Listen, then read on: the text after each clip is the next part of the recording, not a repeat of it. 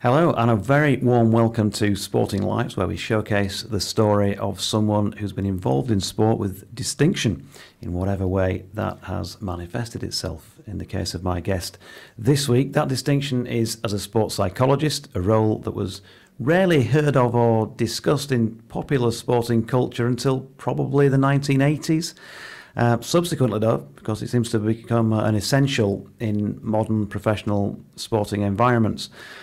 Dr Mark Nesti is my guest. He's worked with Bolton Wanderers alongside the likes of Sam Allardyce. Currently is in situ helping out at Aston Villa and also with Yorkshire County Cricket Club. As I'm sure he'll tell us, many more besides, during a career as both a highly respected, or as the Telegraph put it, renowned academic and practitioner. Mark, really appreciate your time. Thanks for coming in. And perhaps first of all, you might want to just complete the missing parts of my attempt at your CV. That's a wonderful start, Jonathan. Thank you very much for that. The missing parts of the CV have to be my own personal passion and love for sport.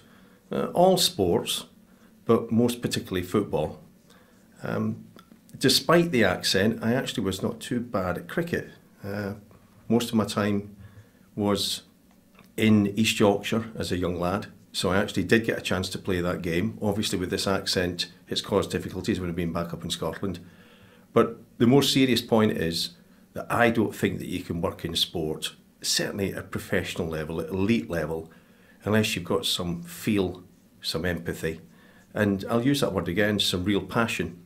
So that's maybe a strange thing to say if you're a traditional academic. I've worked at universities for the last 25 years until this summer, and I suppose I'm not really a traditional academic, so we'll come back to that later possibly. When you say you're not really a traditional academic, do you want to give us your definition of what is? I know I've set you up for that, but I think it's really important in this discipline. This is meant to be an applied discipline, so sports psychology for the last 40 or 50 years has been taught within sports science degrees. There are thousands and thousands of people who've taken sports science degrees in the last 40 years or so.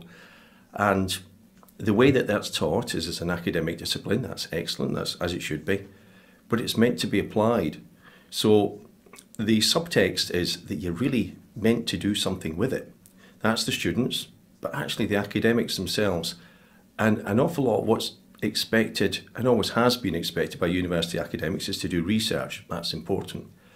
But I think that what we don't do enough of, and what I suppose I've done enough of, which is not always considered very traditional in academic terms, is go and try and apply it in industry. That's been my way of keeping my vocation alive, my passion alive. It's not been always an easy thing to do. Sometimes universities have been more supportive than others. That's wonderful. So I suppose that's my way of describing this. The traditional academic typically stays in university and keeps away from the real people.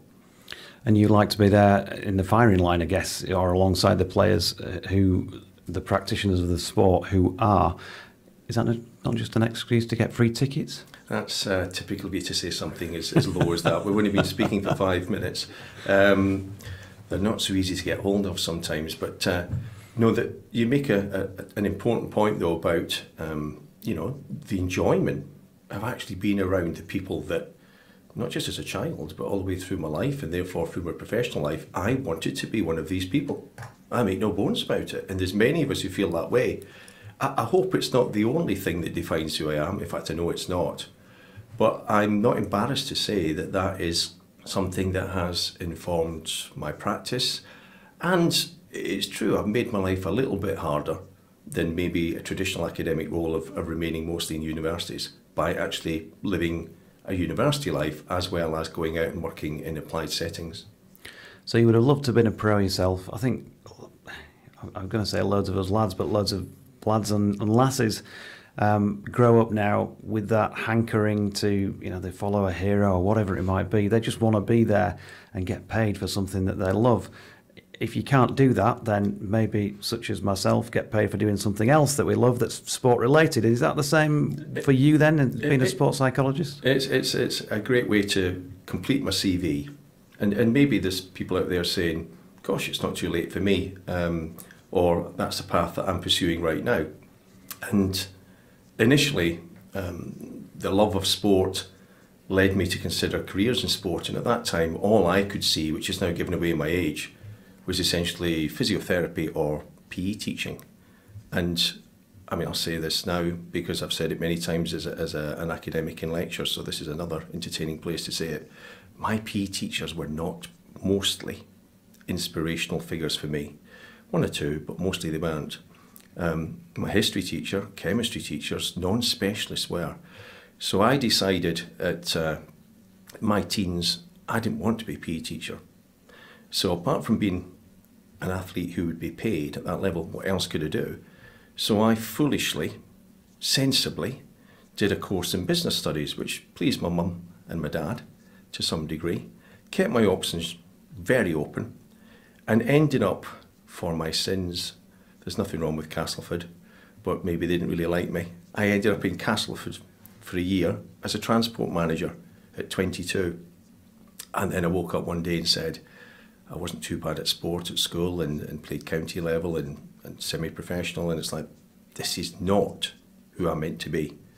So the message, if you like, for other people is, yes, some of that, I suppose, drive was kind of misdirected. I allowed it to go another path.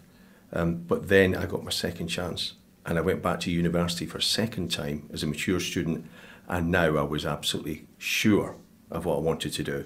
So I, in footballing speak, left absolutely nothing out on the pitch. I went fully at it. So from Glasgow to Castleford, via a degree, transport management, and then back to being a doctor of sports psychology. That's a sort of journey that a psychologist would have a dream trying to get to the bottom of. Maybe one of your colleagues or fellow academics has done that. So, sports psychologists, why is there a need for one? In one sense, there's always been sports psychologists.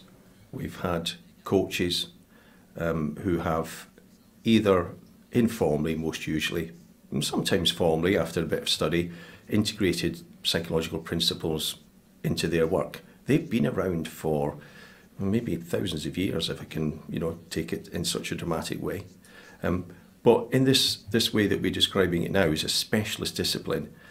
I think the opportunity to do this type of work is really associated with how professional sport has become, what's at stake, the interest, the media interest, the financial involvement, the margins that are there, the level of training that athletes experience at the moment, and inevitably people would eventually come round to this place that if everybody more or less is technically and physically at a high standard, what else is there that might separate the good from the very good and the excellent? So that's kind of where the psychology aspect is, a sports psychology discipline has emerged from. You're obviously going to tell me it's important. What about mind over matter? I'm of an age where my dad in particular loved his sport, passionate about it. Not saying he's heartless by any stretch of the imagination, but of that generation, there would be that feeling, wouldn't there, largely of mind over matter. That was the culture at the time. I mean, now we could go into really deep and controversial issues, and why shouldn't we? Why shouldn't we? Because this is not just about sport, and it's not just about psychology, because they're grounded in something, and they're grounded in our broader culture. And what is that broader culture? Well, again, these are huge, sweeping statements I'm going to make about Western culture at the moment. But this is something I have noticed. It's not research. It's my reflections after doing applied work for a number of years, that the type of character formation, let's be more specific, the kinds of values that people had, particularly how, and let's use this term, mentally strong and mentally tough they were, because of the environment that they came from, which was a strange environment of lots of freedom, lots of independence, and a huge amount of structure and authority and discipline, both of those things. So I think that a generation previous to this benefited by the circumstances that they were born into. And so psychologically, some of those people, and they're typically coaches now, former performers, are extremely impressive because of what they have been, I suppose, exposed to through their upbringing. Now things are much more fluid. Now there's greater difficulties. It's much harder for communities and environments to have that kind of stability and structure. And yet into that we're asking young athletes to operate, so if I take the sports that I've worked in environments where there's huge amounts of money at stake and all the interest and pressure that comes from that. So this is a strange thing to say, but in some ways they've got to be psychologically stronger than ever before. And in another sense, through no fault of their own, they're somehow psychologically weaker. So I'll listen to old coaches, and very old coaches sometimes, saying, we think the modern athlete is psychologically weak. And I typically, as a psychologist, will say, I think you're right and you're wrong. Okay, a bit of fence sitting there, but I know that also as an academic sets things up to see both sides of an argument and all those sorts of things that academics do. So what about that argument that might counter it in terms of a generation of the past who was a star footballer? I don't know if I'm using the right name here in circumstance, but let's say of the era of a Sir Stanley Matthews or a Bobby Charlton, who might have had it tough when they were growing up in a world of rations and that sort of thing. The pressure in their lives of that, of where's the next meal coming from. And then they also went out onto a football pitch in front of massive crowds by comparison to some of the crowds we've got today in all standing arenas back in those days. The people of that generation. So you've never seen a proper football crowd, apart from Wembley, because there were so many there at regular league games. So what about that in terms of the pressure that they were dealing with? It wasn't financial, but surely walking out in front of 60,000 people at Villa Park or whatever it might have been. There's a lot of different aspects to this, and let's try and pick a few of them off. Social media. No social media then. In terms of the global interests, if we talk about the Premier League, I know the old First Division and the English League and all the national leagues were well attended in those days that we're talking about now. But now the global interest is absolutely immense. For heaven's sake, we've even got Americans watching soccer. So that doesn't directly, though, impact maybe on the players as much as you like. And so I'm going to say this other one. The number of times I've asked players, partly for my own interest, how do you deal with the crowds? What's your view? And I know what I was hoping them to answer.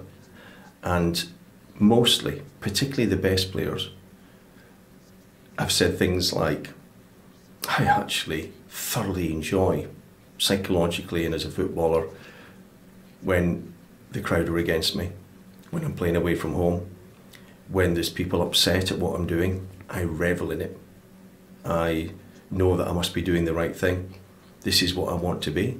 And then at other times asking them how they deal with the huge crowds that you're talking about, and having the response, it's much harder if there's 1,500 people there, because I can actually hear what's been said and identify individuals. But in a huge group, it doesn't feel like that.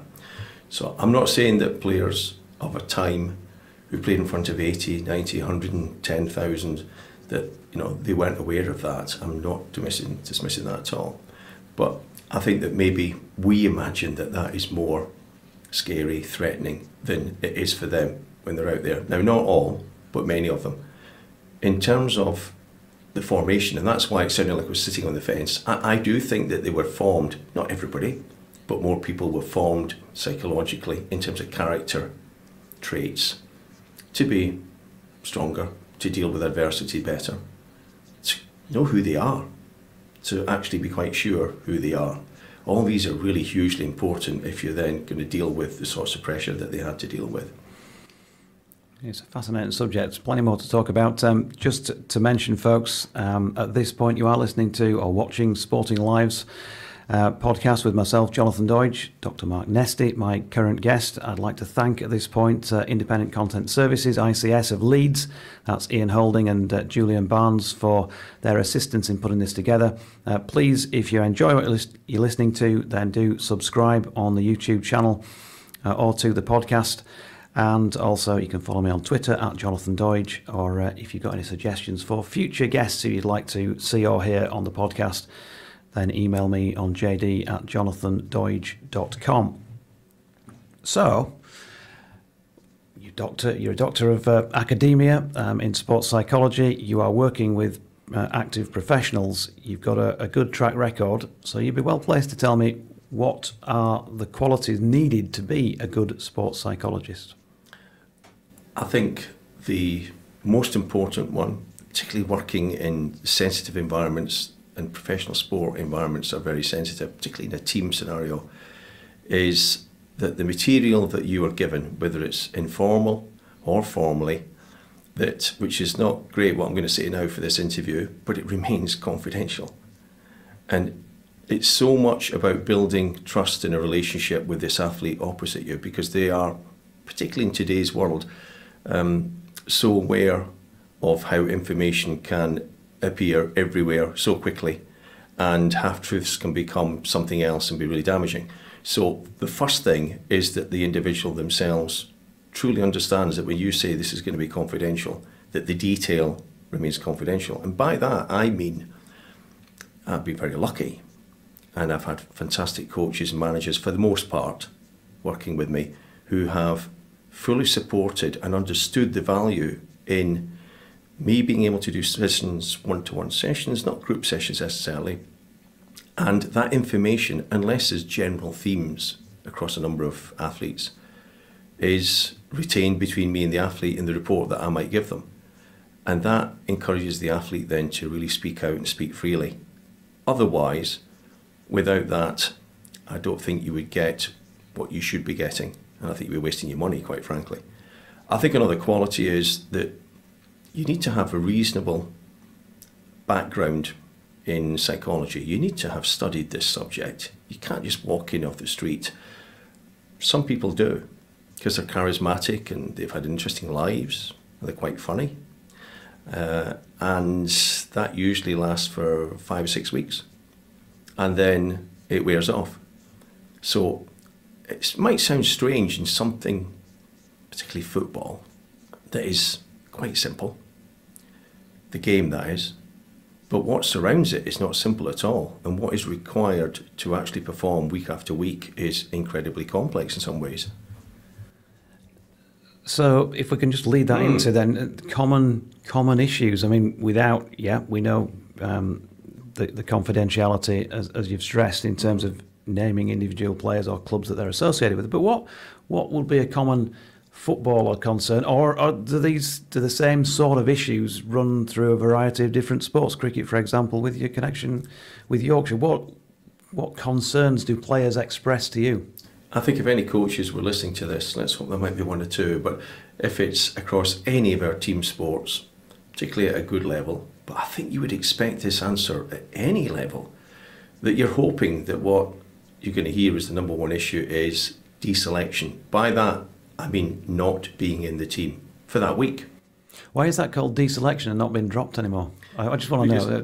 Because we always use fancy American terms to make things sound scientific. You must know that, Jonathan. Deselection, yeah. It's tremendous. You just dropped. Well, you left out if you want to be nicer than dropped. Yeah. Is it the same? You're in the mushroom squad. But that whole idea of having players who really want to perform, want to be there because this is what they're about, that's crucial at that level. Because people say, no, the real reason they're interested in not being in the team is down the line, if this continues, they get sold or moved on. So there's a financial, of course there is. But you've got the right people in the dressing room who, if you like, that is a secondary concern. Of course it's important, but secondary concern. Really what they're talking about, in some sports they would talk about that as just pride. That's the word they use, and that word can be used in all sorts of ways. But you want people who are deeply upset by not being inside, who believe that they should most certainly be on that list. and that they then are going to try and do something about it, and something constructive. And that's the key. So you want both these things. I mean, to me, psychology is about two things always that sound as if they don't go together, like a paradox. So I want you very upset, and I want you able to channel that upset into working hard, into whatever that may be. So that's number one. And number two, in my experience, is two equal, depending on the sport culture. Broader life issues. So everything from finance to family matters to relationships. It's like, and how does that affect performance? Well, that affects all of our performances. So why would that not be the same? So now you can see why trust and confidentiality would be key. And the other one, probably equal to that, would be misunderstandings. What a lovely way of putting it, between coaches and players and coaches. And sometimes you can understand the misunderstanding, and other times it's a bit more obscure.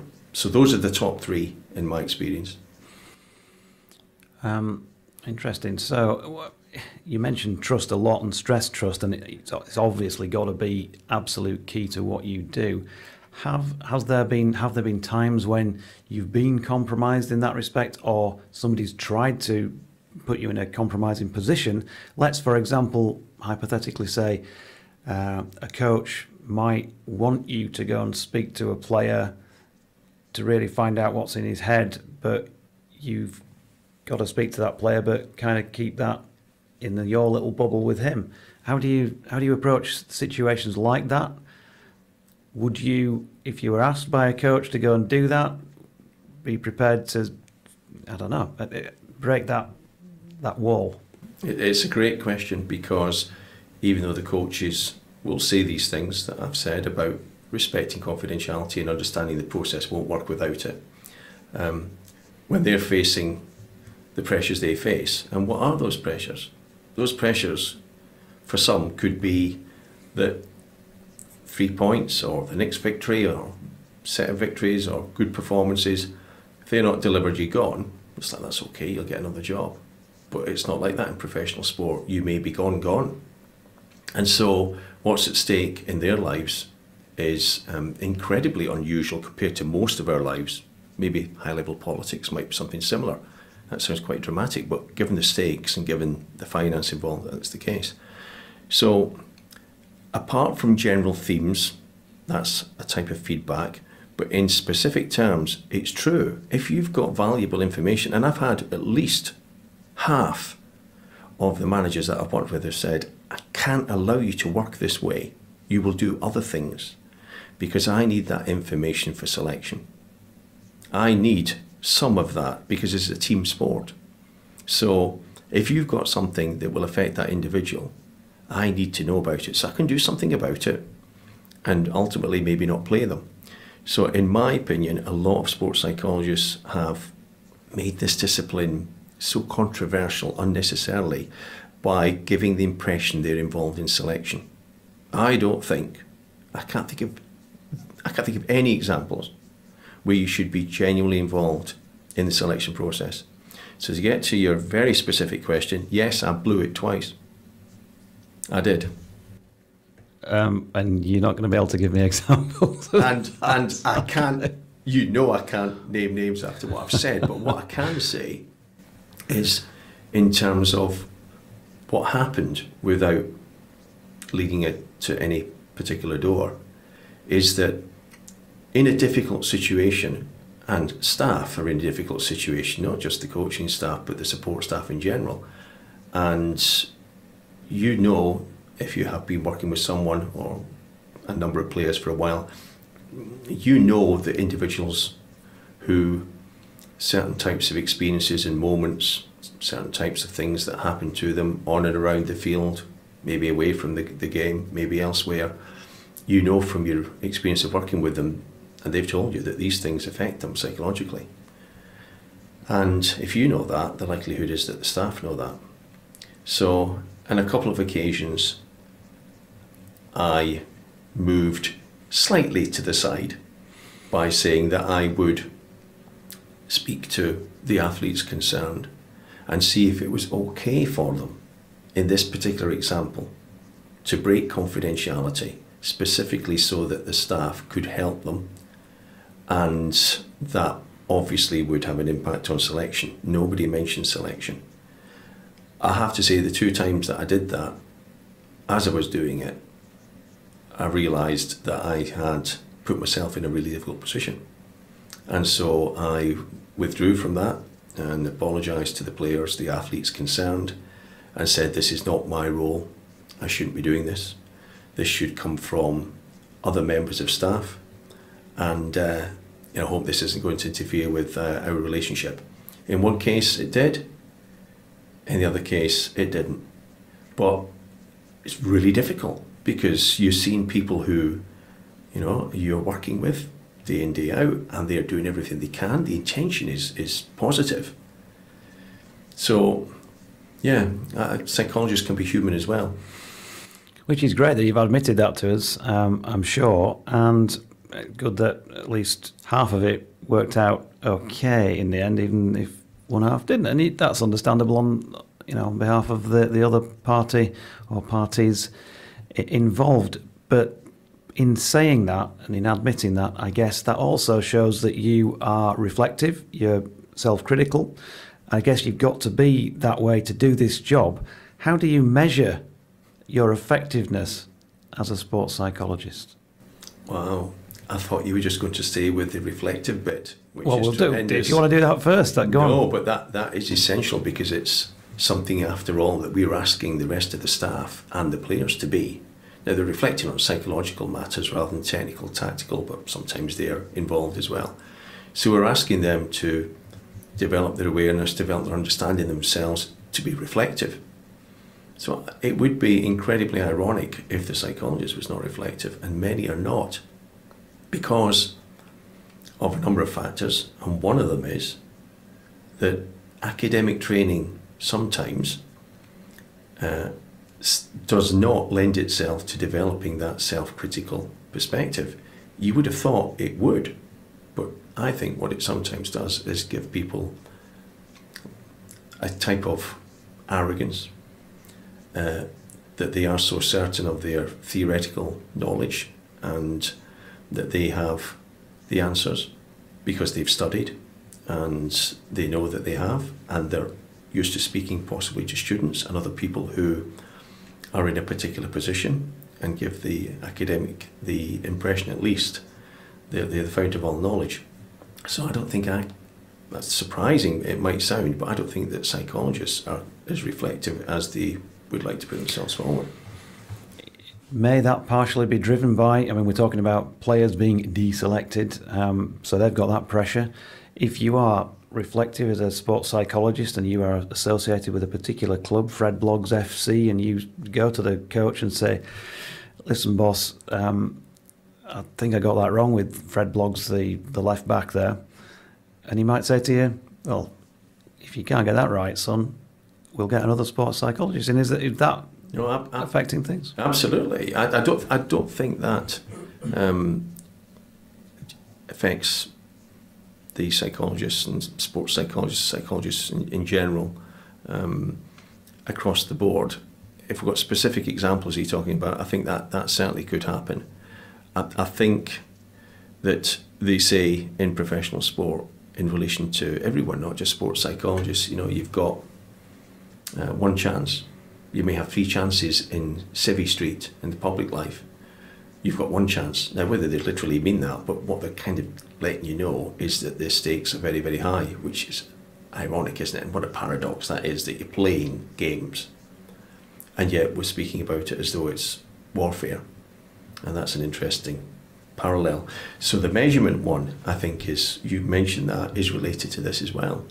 So there is, naturally, particularly now, if you're working in the clubs that I've worked in, the environments I've worked in, team sport, where there's huge expertise around, and they can measure everything. They're measuring people with GPS systems. They can see them go to the toilet. They're downloading that data to see exactly what they're doing in there, what the physiological cost of that is. Everybody's measuring absolutely everything. Now, you can hear that I think it's excessive, because what they do with that is another thing. But nevertheless, some of that is incredibly powerful. Now, psychologists I think, have to bite the bullet and accept that they can't really measure that much, that what they're doing is inference, at most correlation.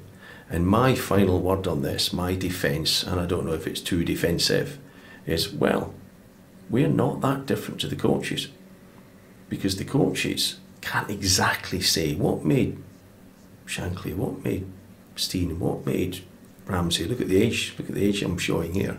What made those great managers? How would you measure that?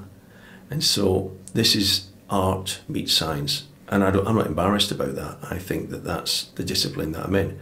But it's true, you will get asked for measurement, and it's true, I work with psychologists who will promise that their figures mean something, and more often than not, some bright person will look through it and say, I think it's bullshit. Well, controversial stuff then to end part one of Dr. Mark Nesti's Sporting Lives, episode 12, of course, of the series.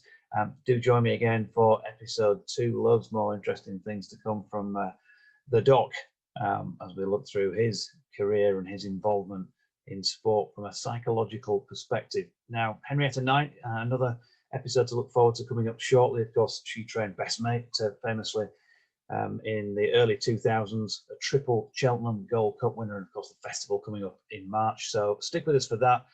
As I keep saying, we've got plans for some real good stories to come up during 2021. So please hit subscribe if you haven't done so already, and stick with me, JD, on Sporting Lives. That's it for now. Thanks for joining us, and join me again for part 2 with Dr. Mark Nesti coming soon.